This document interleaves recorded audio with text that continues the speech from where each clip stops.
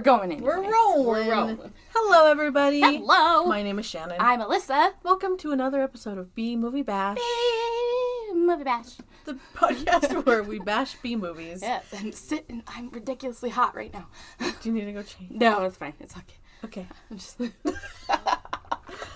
So this week we do have a B movie. Yay. I'm not exactly bashing it though. Oh. I'll get into that a little bit. Okay. I feel like I need to prep my brain space for this. Did you love it? In a so bad it's good way. Okay. Yeah. Okay. And I didn't give any scores because they're doing this on purpose. Okay. Okay. Okay. So that's kind of the mindset. Okay. We're in, like how Shark. Oh, okay. They did that shit on purpose. Okay. Right. Okay. Mm-hmm. So today we are going to be talking about 2018's The Velocipastor. Oh my goodness. Yeah. The holy grail of Of awful. But that's the thing is they did it all on purpose. As soon as you start the movie, you 100% know that this is them acting terribly on purpose. Okay. And the CG is garbage and it's very obvious. Okay. So Okay. yeah, so this one has a 5.1. I think it is because people are it's so bad it's good. Yeah. It is a B movie, but it's Okay. on purpose. This is also made by Wild Eye. I don't remember what the end. It's production or yeah, whatever. exactly. Yeah, entertainment. Yeah. And they're the same people who did Jurassic Shark. Oh. But I feel like Jurassic Shark took itself seriously, or at least that's how I saw it. And this did not. Okay. So the synopsis. After losing his parents, a priest travels to China where he inherits a mysterious ability that allows him to turn into a dinosaur. Okay. At first horrified by this new power, a hooker convinces him to use it to fight crime. And ninjas. And ninjas. Okay. And ninjas. Okay. All right. Yeah. Okay. So, I wanted to... So it's a Wild Eye film, like I said. And I wanted to point out, I was looking through because I recognized that logo when it came up. And so I was okay, which of the movies that I've done did they make, right? And it was Jurassic Shark. But I also came across things like Jurassic Shark 2, Aquapocalypse, Amityville in Space, Clownado, Sharkula, and Adventures into the Woods, a sexy musical. Oh my gosh. They have so many ridiculous movies. Yeah. It's Okay. bad. But anyway, we'll talk about this one. Okay. So we open to a black screen and Rated X comes across the screen. Okay. And then underneath it says, by an all-Christian jury. Okay, this is not Rated X at all. I think they were just, going for shock value, but that's okay. So after the black screen, we transition to see the pastor, whose name is Doug Jones. Okay. And he's kind of a younger, maybe late 20s, early 30s kind of aged guy. And he's speaking in front of a church congregation because he is the priest, right? The pastor. And as the session ends, we see him walk out the front, double doors. And just as a little side note, I watched this while Adam was in the room, my 4-year-old, for people who don't know. And as he walked out the front double doors of the church, there were these 2 spring wreaths hanging on the door. And they were purple and yellow flowers. And they were super cute. And Adam goes, "Oh, cute wreaths." It's you are my child. So Shannon funny. makes the best wreaths, Oh, honestly. you. I have I need to take my Easter one down and put my spring one back up. But Shannon has made me these adorable Christmas ones, Halloween ones, spring ones. I need more. Yeah. I just need more. Yeah. Well, yeah. I'm down to make What's the next holiday coming up? 4th of July. 4th of July. I want a should 4th do of that. July. Yes. Okay. Yeah. But yeah, I just don't thought have it a was summer super wreath. cute. I just have the spring wreath up all summer long. So You need to do a flip-flop wreath. Oh, flip-flop wreath. Didn't you do popsicles? That one's summery. I want to do the popsicles. I haven't done the popsicles yet because I can't find the things at the dollar store that I need to make the popsicles. It's because all of those dollar store videos are from New York City. Yeah. Where they have significantly bigger stores. Everyone else's dollar store is better than So ours. much better. All these people are look what I found at the dollar store. And I was like, I found canned soup. I can get a can of beans at the dollar store. And this canvas that's an inch by an inch. Yeah. That's really cool for you. Oh, man. I'm so sad about it. Anyway, Okay. so he liked the wreaths. Good. Just wanted to put that in there. Okay. He's a cute kid. So, thank you. Doug walks out the doors, and across the street, standing next to their car, are his parents. And he walks out, and he's like, "Mom and Dad!" And he starts, waving at them enthusiastically, and they, look over, and they're like, "Hi, son!" Just, waving back. And all of a sudden, it's focused on Doug, okay? And we hear an explosion, okay? Have you seen this? No. Oh my god! So we hear an explosion. Okay. I knew it was, you were gonna say it too. Like, I was like, and the car explodes. Gonna die. They're gonna die. Okay. Well, obviously they die, so like, I just didn't expect them to die right then. Like, Oh yeah. Okay, so we hear an explosion, okay? It goes back to focus on the parents in the car. I feel like this is gonna be my pose for the whole movie. Like, it's just facepalm. Just facepalm. There is no car there. It's an empty parking spot, okay? Okay. And on the screen, there's text that says VFX : car on fire. So they didn't even like. They didn't have a car on fire. They just tell you what to look for, what you should be imagining, and it like goes back to Doug and like back to the straight up stupid comedy. Yes. Like, it's okay. Yeah. So okay. Okay. It's a fucking trip. Okay. Like, buckle your seatbelts and hold on to your butts because this movie is just crazy. Okay. So, yeah, it kind of goes back and forth between, like, Doug, who's like, no! And then it goes back to what the car would be with the same text on the screen. So that's just, like, what they're going with, right? And what made me laugh the hardest was that they have the sound effects of flames roaring in the background, but there's just no car. Well, it's a lot easier to add sound in, I think, than it is to, like... Very true. Another thing that they did, so at the end of this scene, when he's, like, crying and sad, right? The camera does the whole, like, pan up to the sky kind of a thing. And they did this throughout the whole movie, but they did it purposefully bad. And so the camera would be, like, shaky, or it would, like, go up slowly, and then, like, change directions, or, like, it would just pan away for, like, 10 seconds, and it was a lot. But it was really funny. So the next scene we see Doug sitting inside the church, and he's sitting with another priest who's kind of like an older, more seasoned pastor, and his name is Father Stewart. And Doug is crying to Father Stewart, and he's talking about how his parents are dead and what is he going to do and all of this stuff. And Father Stewart goes, "That's what parents do. They die on us." He's like, "You just got to get over it, man." He's not wrong. I mean, so it's just, It's true. Whether you're ready for it or not, it's happening. And Doug is just like, "I don't understand why God would do this. Like, why would he do something like this?" And explode the car, I don't understand. Kill them, I totally get it. Yeah. Like, they raised you, obviously. So, like, it's... So here we are. Yeah, so... And Father Stewart's like, "God has a plan for all of us." And this whole time, Doug is holding, like, an old brass-looking chalice, basically. Like, a fancy goblet. And Father Stewart is like, "Here, have some more wine," and like glugs wine into his cup, and he just like throws it all back and drinks it. I'm like, that's church wine. That's not what you're supposed to do.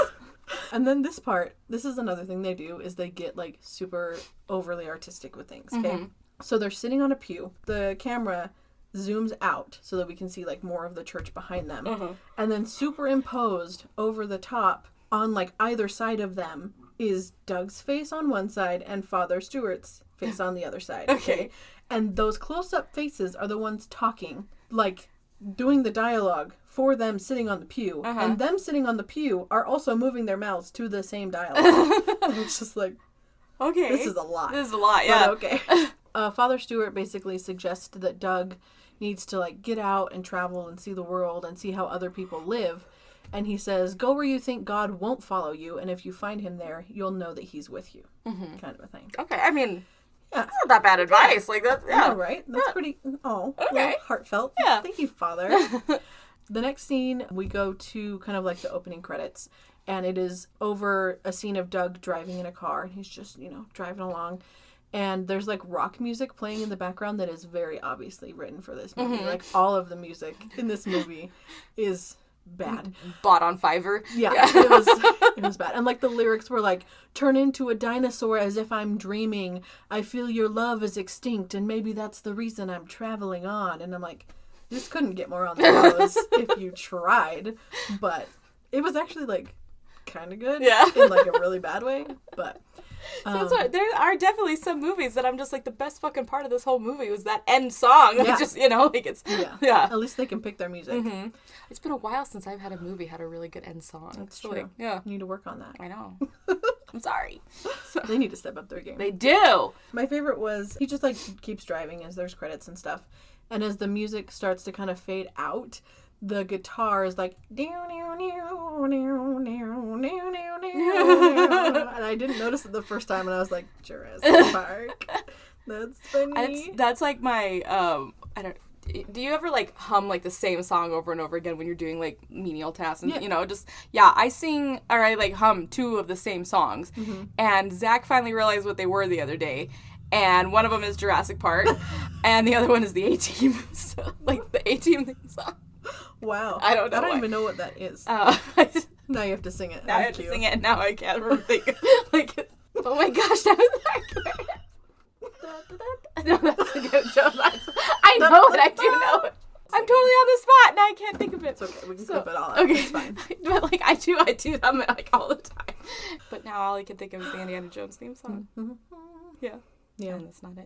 It's kind of similar, but like I'll hum it in a bit. I know it. It'll come back. Yeah. But pressure on the spot. Yep. So we see the driving fades away, right? And we see Doug walking through the woods, and there's like this big bold yellow text that comes across the screen, and it says China.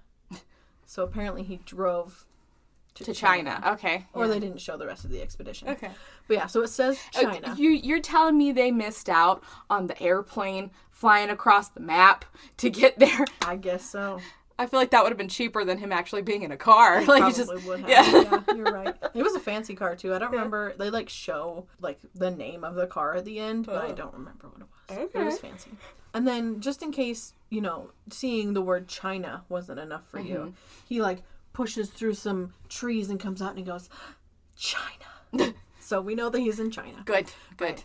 And he's walking around, and then we kind of see... Because I wouldn't know where I was if there was, like... Honestly, I probably would. Unless I saw the big yellow sign saying China, I would be like, where the fuck am I? But I'm with everything. So... That's fair. Yeah. We see a Chinese girl running through the forest, and she gets shot with an arrow. Okay. And she kind of does that, like, roll down the hill type of situation, and she lands right in front of Doug. And he runs up to her and he goes, "Are you hurt?" And meanwhile, she has like an arrow sticking out of her chest and she's bleeding. And she's holding this giant like dinosaur tooth. Okay, right. Cool. And she hands it to Doug, and then she is talking in Chinese, so he doesn't know what she's saying. And she keeps saying, destroy it. And he's like, "You want me to take it?" And she's like, yes, take it, please. And she says, "You need to destroy it or they will hunt you forever." And then she dies. Okay. Oh, no, wait. As she dies, she says, "The dragon." And then she dies. But it turns into a dinosaur. Do they think they're the same thing? I don't know. Does she think they're the same? Are they not the same thing? That's the real question. It's very true. Yeah. It's very true. I don't know. I thought I was confused by it too. Did you ever watch that dinosaur mockumentary where they were trying to prove that like dragons could exist and shit? It was really cool. It fought a T-Rex. Nice. So nice. It was. I'll find it for you. It's really good. It's I mean, I don't understand why they wouldn't. Yeah. Like Loch Ness monsters. Why the fuck not? Yeah. Like, have you seen the ocean? I'm sorry. Have you seen a giraffe? Yeah. You're telling me that There's unicorns can't giraffe? exist? Like, yeah. To me, a horse with a horn makes way more sense than whatever the fuck a giraffe is. Yeah. A 16-foot neck and the horns and the spots and what is happening? What is... That it can't lay down because it takes too long for it to get back up. I'm sorry. Where's my unicorn? Yeah. I want that. If there are narwhals. Have you seen a wolf eel? What? A wolf eel? I thought you were making shit No, up. I'm not. Oh. And we can't have a unicorn? Yeah, we can't have unicorns. Right? Yeah.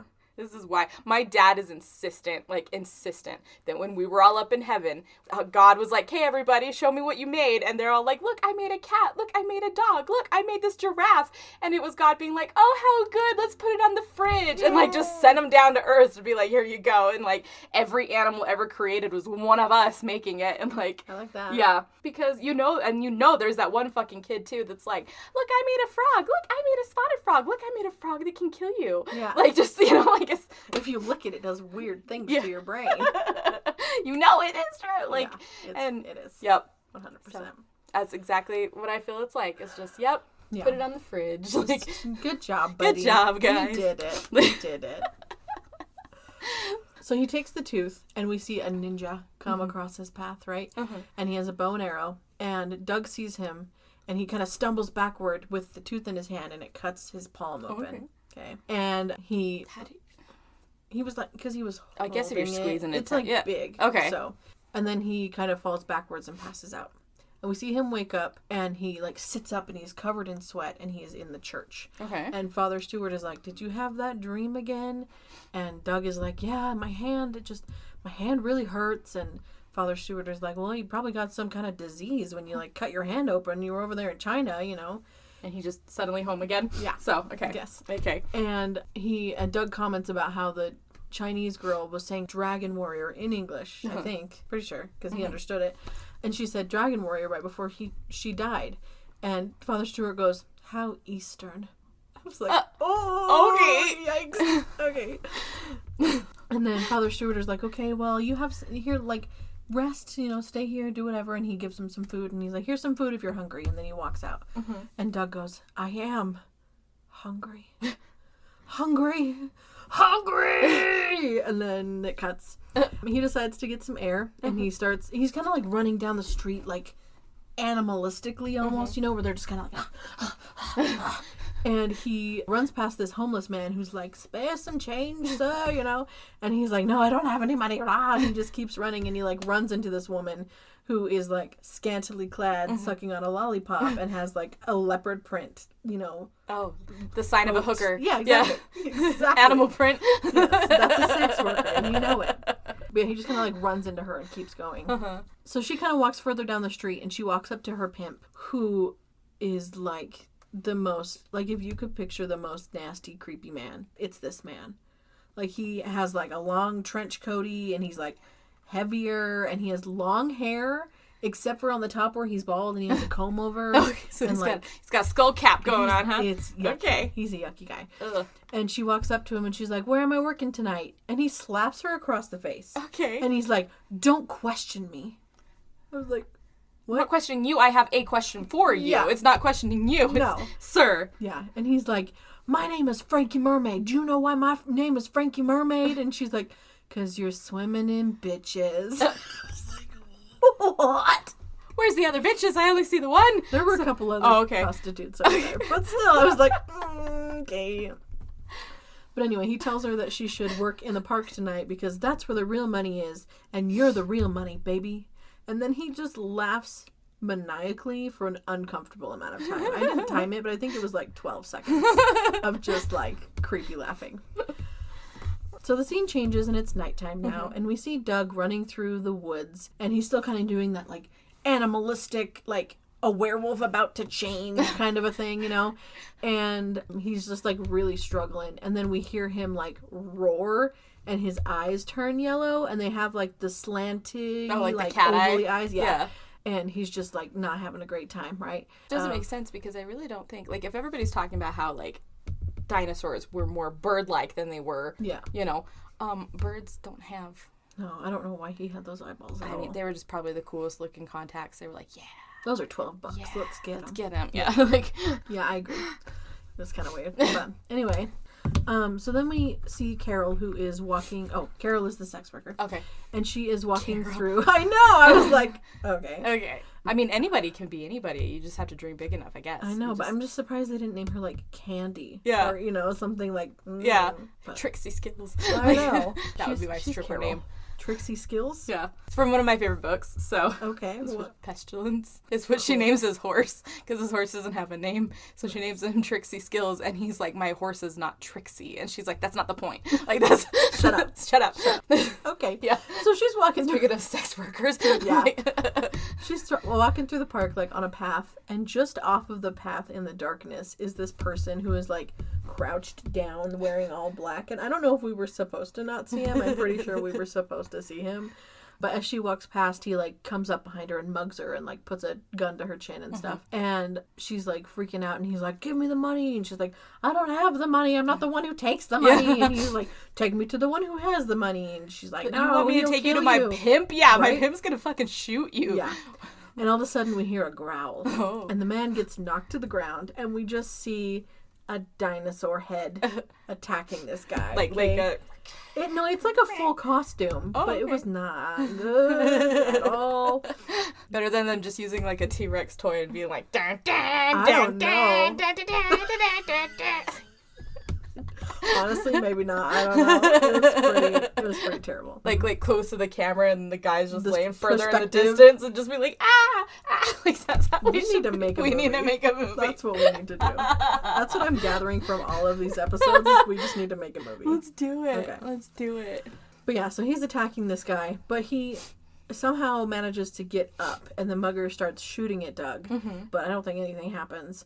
And then we see Carol, who is just, like, shocked, you know, and she falls onto the ground. And then it's kind of like a wide angle of her sitting on the ground, and all of a sudden a mannequin head just, like, rolls past her. And it's like, okay. That's cute. So we see the head roll past her, right? And then we flash to Doug, who sits up in bed again, and he's, like, all panicked, like he had a nightmare. But this time he is not at the church. He is in a bedroom of what is a girl. Oh. Okay. Very obviously a girl. And Carol walks in with a cup of coffee, and she's like in a long nightgown, but it's kind of like a prettier nightgown, not, you know, anything old fashioned. Yeah. Comes in with her cup of coffee, and she's like, last night was amazing. And Doug is like, what? No. And he's like, okay, well, like, this can never happen again. No one can know. Like, this is a one-time thing. And she was like, what do you mean it's a one-time thing? And he was like, this shouldn't have ever happened. And it can't happen again. And he was like, was it bad? And she was like, well, it was weird. And it happened so quickly. Like, I was kind of scared. I think I even peed myself. And he goes, was it your first time too? And she was like, yeah, it was. And then she's like, wait, what are you talking about? And he was like, didn't we? And she was like, no. You turned into a dinosaur and ate someone. And he goes, what? And then there's a long pause as it like zooms out and goes back in. And then he goes, what? And then it cuts. Oh no, it doesn't cut. You needed a second to process. Yes. Yep. Double what? Yeah. And then he's like, it felt like a dream. I don't really remember anything. And he's like, dinosaurs never existed. I don't know what you're talking about. I don't believe you. That's not true. And she says that she can show him where the body is. And so he's like, okay, I'll go with you. And at this point, he's just in, like, underwear. He has no clothes on. And he's like, and do you have something I can wear? Because that would be great. And so we cut to them wandering through the woods. Or maybe the park, because that's where the mugger died. But it looks like the woods. Okay. And Doug is wearing a very low-cut, V-neck, short-sleeve, bright orange sweater dress. Okay. Okay. That's all. I'm guessing it's the only thing that could fit him. Probably. All right. That was all she could muster. Short sleeve sweater dress. It was weird. Yeah, it was like knitted, but like short sleeve and like short. I feel like knit and short sleeve should never really like exist. No. It was weird. It was an interesting choice. For someone who's not very fashionable herself, that shouldn't You fit. can have opinions. Yeah. It's fine. I know what I like and I know what I don't like. There's that. So, yeah. So Carol, like, kind of walks around like she's retracing her steps, and she finds the body. And she had just kind of, like, covered it up with some leaves. And he was like, why did you do that? And she was like, well, because I'm a hooker, and I didn't want to get arrested. And he was like, you're a hooker? And she says, well, I'm pre-med law, too, but people aren't as surprised about that one. So that was pretty funny. And then he's kind of, like, freaking out, and he's like, don't touch me, Jezebel, you know? And he's, like, all weird about it. And she was like, you saved my life. You did, like, the most saving you could have ever done in your whole career. Like, this was the best thing you could have ever done. And, like, this is the most priestly thing. And she's like, we can keep helping people. Like, all of these bad, terrible, like, rapists and pedophiles that come and confess to you, we can... Are those people get rid really of going them. and confessing, though? I don't know. I mean, there is a law, though, that, like, if somebody does confess something to you and it's, like, super illegal, you can report it. Yeah. Like... I wouldn't. Yeah. Yeah, well, it's like, if they have intentions of hurting more people, like, you're supposed to, like... Pretty sure you're supposed to do that. Like, I think so. Yeah. But I don't know how that works. Never done it. So I don't know. But yeah, she's, like, urging him to do this. And he's like, no, I can't do it. And then he just, like... is like, I have to go to confession. And he starts running. And she's like, right now? And he's like, yes, right now. He just takes off running. With what you're wearing. Like, and he somehow, like, I mean, I guess if he lives at the church, then his clothes are there too. But like, yeah. It cuts to him running up to the church and he's in his robes. Okay. So I don't know. Okay. Yeah. So yeah, we see him running up to the church, and Father Stewart is, like, walking out of the church and, like, comes up to him and he's like, you're late again. Like, what is going on? And he just runs into the confession box. And we see... he lives just, like, near the church. I know some priests do that. Like, maybe. It don't... seemed like he lived there, though. Okay. Because he was sleeping there. I don't know. Unless he was just, like, dead. Mm. So he runs into the confession box, right? And on the other side, we see Frankie Mermaid sitting there. Okay. And he's like, what do you want to confess, my son? And he's like, oh, where to start? I stole candy from a baby. I threw that baby in the river so it wouldn't snitch. You know? Frankie Mermaid's my favorite character. And then he says, he's like, well, I pimp bitches, I kill people, I sell drugs, I do drugs, like, you name it, I cuss in the church, like, yeah. He lights up a cigarette, and he's like, dude, you can't smoke in here. He's like, Frankie Mermaid can do what he wants, bitch. Like, he's very he does not care. Oh, Frankie. Yeah. And Doug is like, you kill people? And he was like, yeah, sometimes, but, like, you know, it's a job. Sometimes I kill people for other people. It's not a big deal. And Doug is like, okay, well, when was the last time you killed someone? And he was like, oh, just a couple months ago, there was this really old couple. Actually, they were standing right outside of this church. And I blew up their car. And there was, like, blood everywhere, skin melting. And Doug is, like, twitching and starts, like, freaking out. Yeah. Yeah. And he was like, you probably know them, dude, because, like, this guy ran out and he was like, Mom, Dad, no! I was like, oh my gosh. Yeah. Why would he kill them? It was a job. Okay. Who would want them dead? I don't know. Did they explain? No. No, they don't. Just, hey, fucking kill these old people they cut in front of me in line the other day. Like, just... I guess. Fuck them. But yeah, so Doug is, like, twitching. Twitching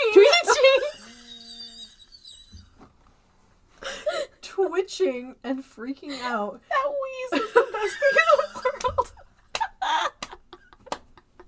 I feel like we're doing a drunk episode, but we're really not. Really not. I feel like that gets that way when we're doing, like, the darky ones. It's like, true. Yeah. It's just silly. So he's twitching and freaking out, and he's like, you murdered my parents, as this T-Rex hand, like, emerges from him, right? And he reaches through the confession box screen and grabs Frankie by the throat, and Doug is like, why did you kill them? And he was like, it was just orders, man, like, I don't know anything, you might as well just kill me now. And Doug goes, okay, and just slices his throat. Oh my gosh. You might as well just kill me now. Got it. All right. Planning on it. Let's do it. Okay, but not because you told me to. Like, yeah, I was going to do it anyway. Yeah. Shut up. The next scene, we see Carol, who is sitting on her bed, and we hear a knock at her door, and it only ever shows her bedroom, like, no other part of the house. And so I'm like, how did he get in? Does she live with her parents? Like, what's happening? But anyway, he knocks on her bedroom door, and she lets him in. Maybe it's like, that's her apartment. Maybe, but there's like a hallway. It's definitely a house. Okay. Maybe she lives with other roommate prostitutes. Maybe. I don't know. Who knows?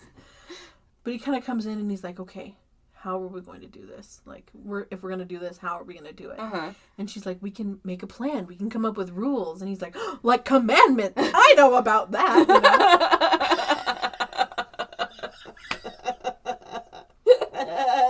know? I'm never going to get through this movie.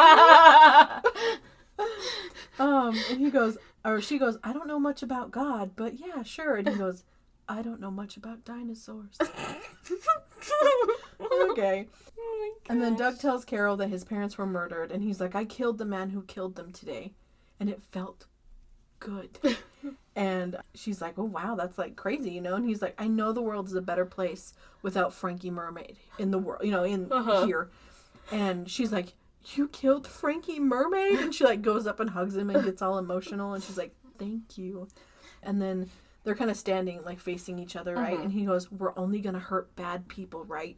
And she's like, only the worst. And she smiles, and they like pause for a good few seconds, and then they high five. And then the scene just cuts. So after that, we see a montage of Doug preaching, Doug and Carol like spending more time together, and he's teaching her about the church, and she's teaching him about dinosaurs. And then there's like Doug who's like working out and like boxing and like, you know, getting all buff. Does that help the dinosaur? I mean, maybe. If you're stronger, maybe it's stronger. Maybe. I don't know. And then we see like dinosaur Doug eating people. There's nothing wrong with, you know, working out. Just do it. Yeah. But, like, yeah. But like, does it help? But yeah. In this case? I don't know.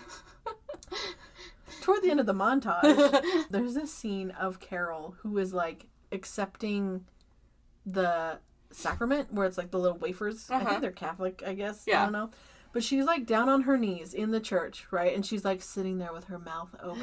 And he like sets the wafer in her mouth and it's like sexual, right? And then he just kind of like turns awkwardly and walks off screen. He's like, I can't do this. And then the final scene, which was kind of cute, they were sitting on a park bench and Doug kind of like sneaks his arm around her, right? And Carol was kind of like looking away so she sees his hand and she like gets this cute little smile on her face and she like cozies up to him and it was really cute. That's cute. Yep. And then the camera again just like pans shakily like to the sky for like 5 seconds. And then this is where shit gets like weird. Okay. That wasn't weird. Okay. And now shit gets weird. Okay. Okay? All right. So we cut to a field where there's like a tent kind of set up. And then a couple of ninjas, right? And then there's the ninja master. And he's kind of like an older Asian man. He's bald. He looks like the typical like ninja master kind of guy. And the other ninja is like this young guy, probably in his 20s, and he's like very white. Like he has like almost red hair kind of thing. And the master is like, why has the money stopped flowing in? And the young guy is like, there's rumors of a dragon warrior. And he also mentions that like their next shipment of cocaine should be here soon. And once they take care of the dragon warrior, they will be unstoppable. And it's just like an episode of Power Rangers at this point. Yeah, okay. And then they both laugh evilly for 40 seconds. Okay? No. Yeah. And the master is doing like a proper evil laugh. And then the young guy's like, ha! Ha ha! Ha ha ha! Ha ha! It's just like, okay. Ha ha ha ha ha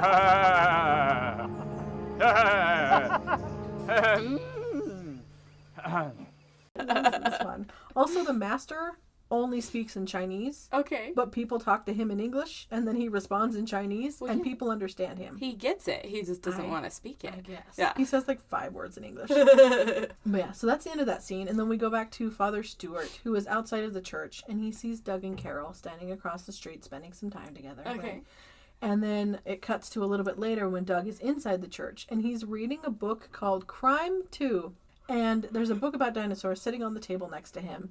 And Father Stewart walks in, and Doug, like, scrambles, and he grabs a Bible, which is smaller than the book he was reading, and he, like, places it over the other book so he can't see what he's reading, kind of a thing. But it was dumb. It was very funny. And then Father Stewart, like, confronts Doug about how he's been late for church, and he hasn't been showing up for all of these things, and he's cavorting with Carol. And Doug goes, what if I told you I was different? And Father Stewart's like, you're not that different. There's plenty of men like that in the church. He's like, no, I'm different. Like, I'm really different.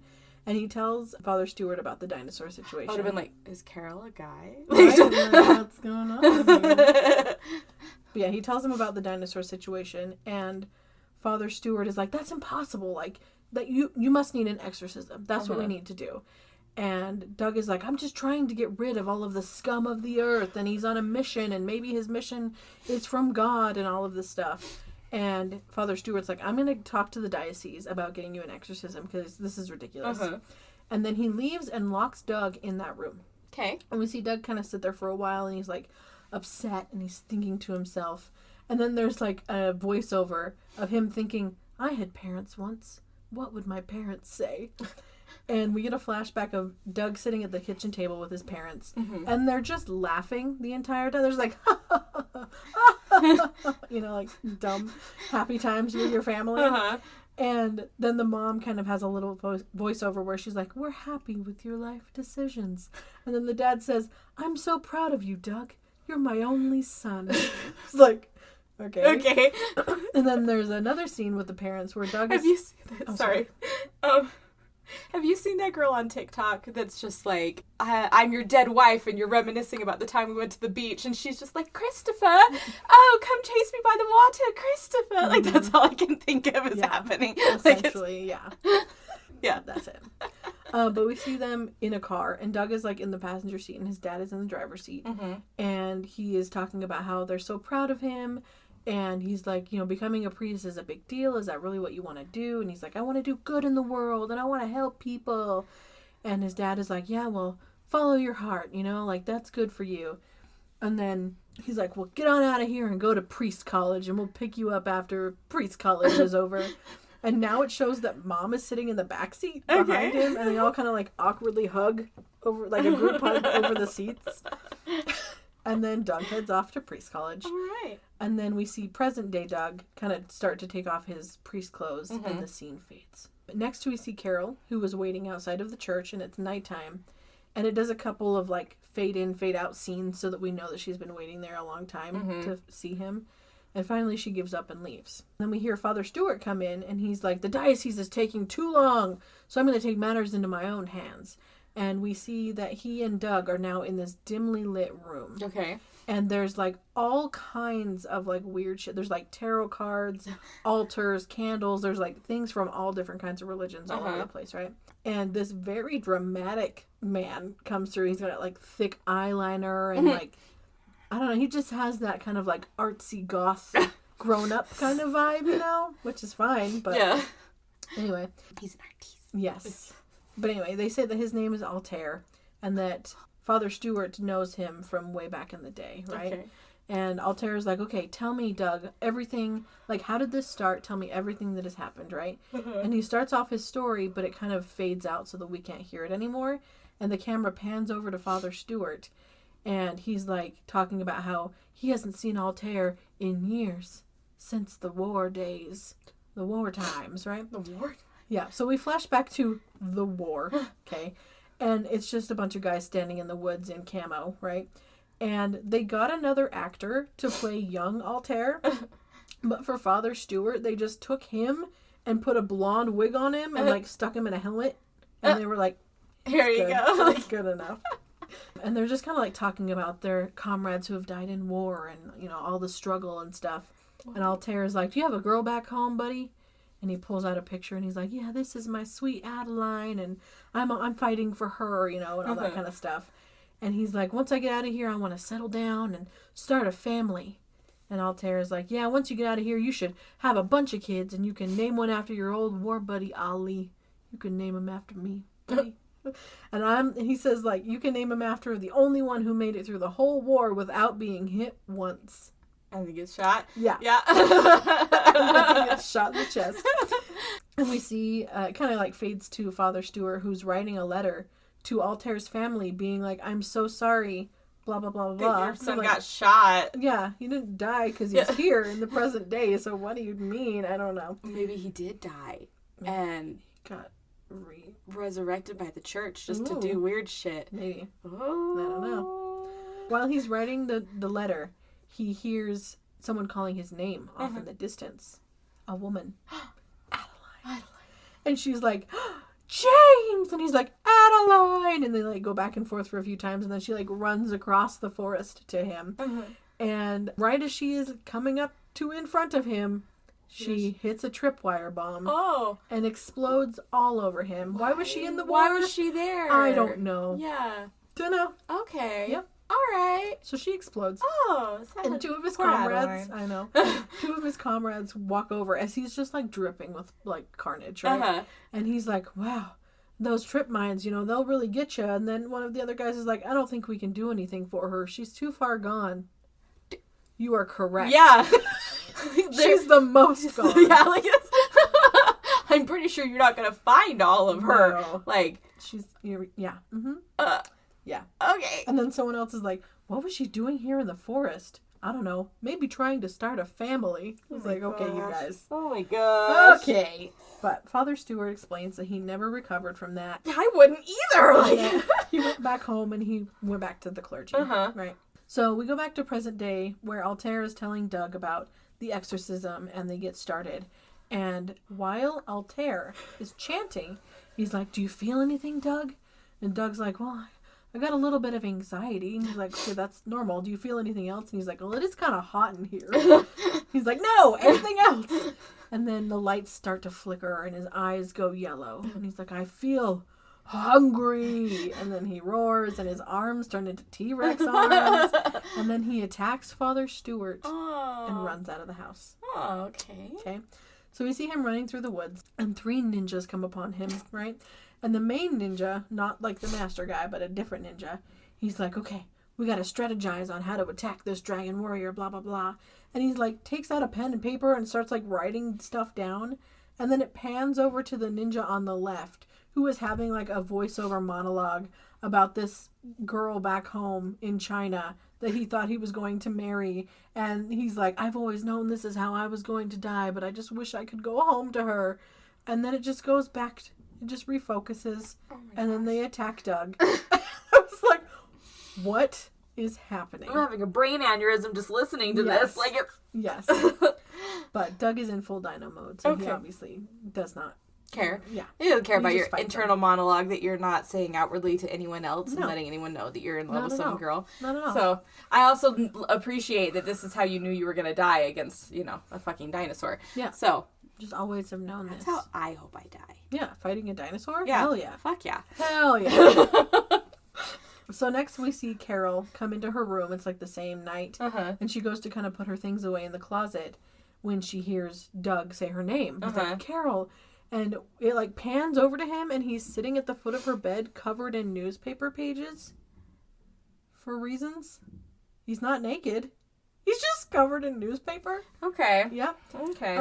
And he tells her that he was attacked on the way home and he has like some cuts on his sides and stuff. And he's like, I think I might have killed Father Stewart. And he's like panicking about hurting people and hurting her. And she is like calming him down and she puts her hand on his chest and she's like, there's no monsters in here. You're not gonna hurt me, And they stare at each other for a minute and you can tell that they're like having that I'm about to kiss you moment. And Doug goes, I think I'm still bleeding. And she's like, shut up and kiss me. So they kiss.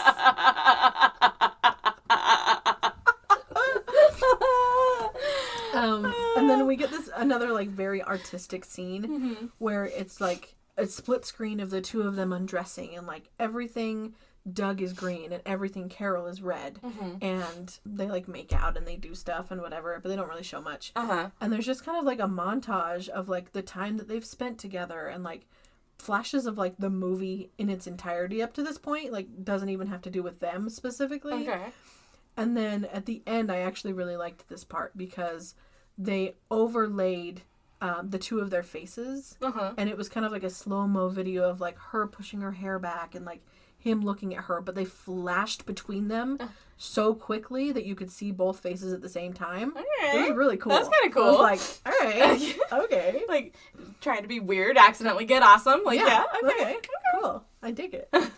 So the next morning we see them in bed and they're like, obviously they did stuff and whatever. And the 3 ninjas break in. Some funny stuff. Some business. 3 ninjas break in through her windows, right? And Doug and Carol are just like, they just manage to fight them off. And then they look at each other and they make out for a minute. And then Doug is like, these ninjas must have followed me here last night. And then they waited. And waited for, they had to watch. Yeah. Obviously. Yeah. Voyeurism. Yeah. And they notice that one of the ninjas is still alive, right? And he's like, you don't know what you're dealing with. And then, oh no, maybe Doug says that. Doug says, you don't know what you're dealing with. And then the ninja goes, remember your faith, Father Jones. And then Doug finds Father Stewart's cross necklace in his hand. Dun, dun, dun. Okay. All right. So we get to Father Stewart, who is laying in the Master Ninja tent, right? Okay. And he's wearing an eye patch, so he only plucked an eye. Okay. That was all. All right. Still sucks, but yeah. Yes. Yeah. Not the worst. You didn't die. You didn't die. So, you're fine. I don't think I would look good in an eye patch, so I'd rather be dead. Personally. I don't think I would look good, is all I'm saying. All the way dead? I don't know. What if you just had a glass eye? Okay, but, like, depending on how bad the scar is, because if someone's coming at your eye, they're not just being like, just rock a bomb-ass scar. You could look like Thor. Yeah. Okay, I changed my mind. Rather I want to be Thor. Dead. I want to be Thor.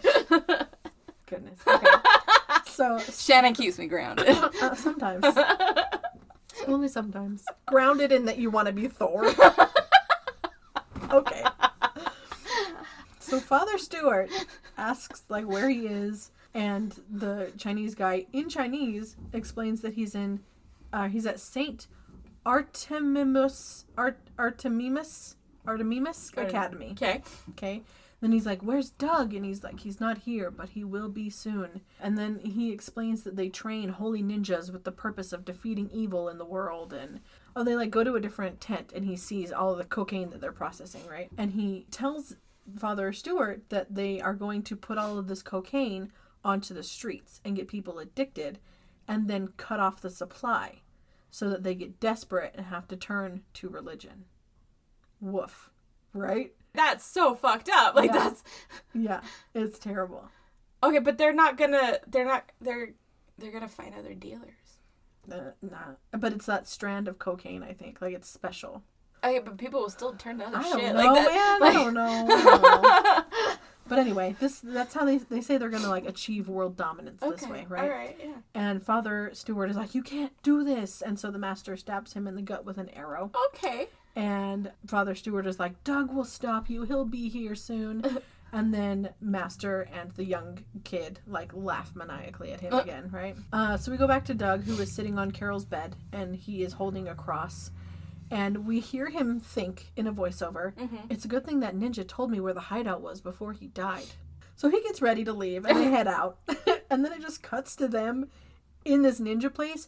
And I don't know if this was supposed to be China, because they had, like, random signposts that they made in the ground with, like, Chinese characters on them. Okay. So I was like, is this a school in America? Yeah. Is this in China? I don't know. But they're there. Okay. Wherever this hideout is. They show up. They're there, right?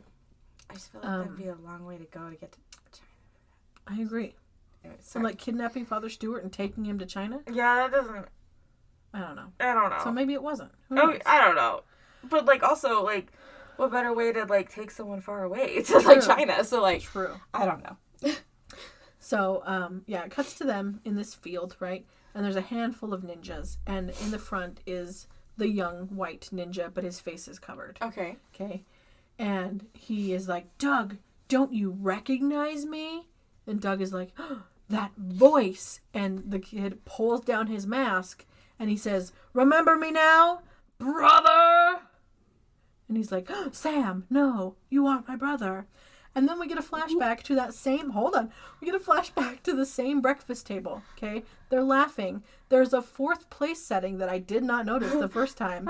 And it, like, pans over to Sam, who's just standing in the kitchen, all sad. And, like, the dad is like, you're my only son. I'm so proud of you. Oh. Yep. And then it goes to the scene in the car. And after Doug gets out of the car, he, like, pops his head up from the trunk. He was like, here we go, Mom and Dad. Okay. It's like, Sam. Poor Sam. I'd become an evil ninja too. Like, yeah. And then present day Sam kind of does like ninja hands, right? And then he yells, for God! And he starts attacking Doug.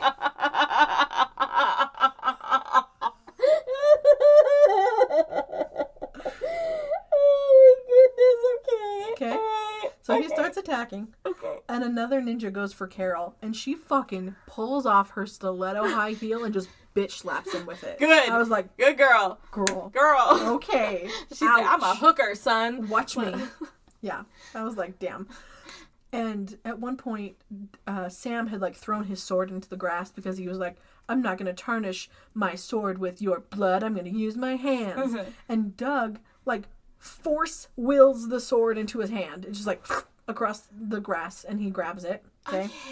I don't know. That's the power of God and anime on your side. They're like, for God, anime. But yeah, so he summons the sword and he stabs Sam with it, and blood just sprays everywhere. Right? And you just like fucking hate your little brother like so fucking much. Like, yes. Okay. But, like, as there's just, like, blood squirting all over the place, Doug is just like, ah, as he's yelling. And in the background, we can see Carol just, like, bobbing with her fists up, like she's a fucking Street Fighter to, like, make her move, which was funny. And her idol stance, just chilling, just bobbing. But then it cuts to her, and she, like, takes down 3 ninjas on her own. And so there was one ninja who didn't get taken down. He's like, oh, shit. And he yells, and he, like, points at the tent. And another ninja comes out. And he has a sword. and he comes and slashes Carol across the chest. Oh! Okay? So Doug runs over to her, and he's, like, holding her, and she's, like, coughing up blood and stuff, and, like, it was supposed to be one of those, like, tender, like, last words moments, you know? But it goes on for a while, so I was like, this is a lot of last words. But she basically tells him that, you know, you're better than them, and it's not because of your powers. You're a good man, and you can do this. And he's like, what if I don't win? And she was like, you will win. Just have a little faith. And then she kind of like, bleh, right? And it was funny because they were, like, having this tender moment on the ground, and the ninjas are kind of standing there watching, like, oh man, oh, this is really sweet. We really fucked up, yeah. Like, It was funny. So Doug kind of sets her down, and he faces the ninjas. And he says, I believe in a higher power, but praying right now will never save. And then, like, he, you know, pauses for dramatic effect. And it just goes, like, back and forth between them for a second. And the ninjas are, like, checking their watch. Like, what's going on, friend? And then he goes, your lives! And then he goes full dino mode. Okay. And this is the first time we see the full dino costume. Okay. And it was terrible. It wasn't, like, inflatable dino, you know, like the ones that are viral all over the internet. But, so there was, like, a hunch in the back where your head goes, and then the mouth and the head just jutted forward in front of you. So it's probably so your arm can go through it and do, like, I guess. Like puppetry stuff? I guess. Okay. It was bad. Okay. Yeah, he fights off all the ninjas. Bum, bum, bum, bum, bum. There's the 18. There it is! I was like, what is that I was sound? imagining them fighting and I could hear the 18 theme song. Oh, okay. Thank you for the background. Sorry. I like it. No, it's okay. But yeah, so he fights off all the ninjas. But then the master comes out and shoots him with an arrow in the leg. And it does this very poorly done flash of, like, him transforming back into himself. Okay. And It's fucking kryptonite. Yeah. And yeah, so he turns back into regular Doug, and the master talks about how long ago they were overrun by lizard warriors, and they created this anti-venom, which is on the arrow.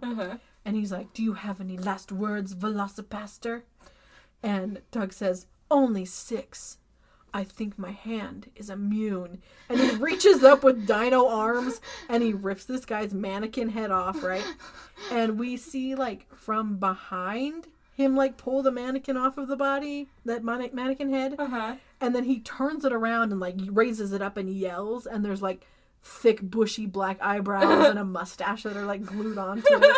And he's just like, yes! And on the screen, it, like, pauses. And across the screen, it says, only through the elimination of violence will we be able to achieve world peace. Gandhi. Okay? And then it, like, resumes, and he's still yelling in fury. And then Doug drops the head on the ground, and he's like, oh, fuck, Carol! And he runs over to Carol. He's, like, limping over to her. And next we see him in a hospital waiting room. And a doctor comes in, and he's, like, dressed in scrubs, and he has one of those, like, reflection headband things on. And as he walks in, it, like, falls down in front of his eyes, and he just, like, keeps going with the gag. I was like, okay. I swear, the actors that can do these kind of movies, That's straight face, they're the better actors. That's what I'm saying. Yeah. Yeah. Like, because the whole fucking cast of the Office, they're the best like, you know, people who can do comedy with a straight face, like, I can't. I could never. Die. I would laugh the whole time. The whole time. Yeah. But anyway, the doctor comes in and is like, Carol's wounds are healing up faster than we thought. She's going to make a full recovery. In fact, she's fine right now. You can go see her. So he, like, gets up and he goes in there. And Doug goes in and he's like, how are you doing? Are you okay? And she's like, I'm fine. And then he just kind of, like, sits there for a second, and she, like, does the whole, like, come over here finger. And he leans in and she's like, I'm fine. And then on the screen it says, she's fine in all caps. I was like, what? I don't know. I was like, okay. Okay. She's fine. Okay. Okay.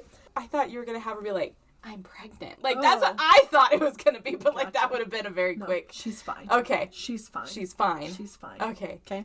And then it cuts to Carol and Doug, who are, like, up on a mountain somewhere with their car. And Carol says that, like, the church isn't just going to stop because the master is dead. And, like, they're everywhere, and they're going to come together, and they're going to, you know, try to power up or whatever. And Doug is like, well, now that I'm resigned from the church, I can travel anywhere that I'm needed. And I'm like, what, with your dino arms? Yeah. Or like, I don't understand. Are they still dino arms? No. Oh, okay. They can go back and forth, I guess. Okay. But I don't know. Anyway, Carol's like, there's a $1 billion bounty on your head, Mr. Jones. So what are you going to do next? And then he says, what I do best. And he kisses her. The end. Okay.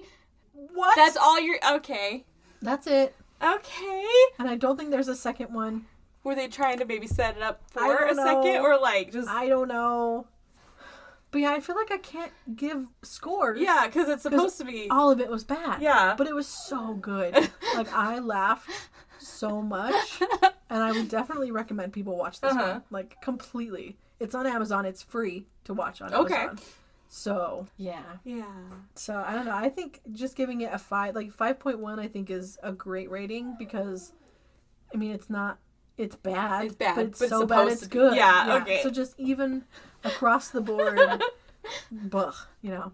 Oh, I forgot to mention too that this was actually requested like a full year ago. Oh, really? Yeah, I just saw the memory come up on Facebook of when we were like asking our friends and family like what movies we should do, and my friend and coworker Heather said we should do this one. Well, thanks, So, Heather. Thank you, Heather. Appreciate you. So yeah, that was Velocipastor. All right. Yeah, it's. I stopped it when I first started watching it, and I was like, is there a way I can watch this with Alyssa and live stream it? Because this would be hilarious.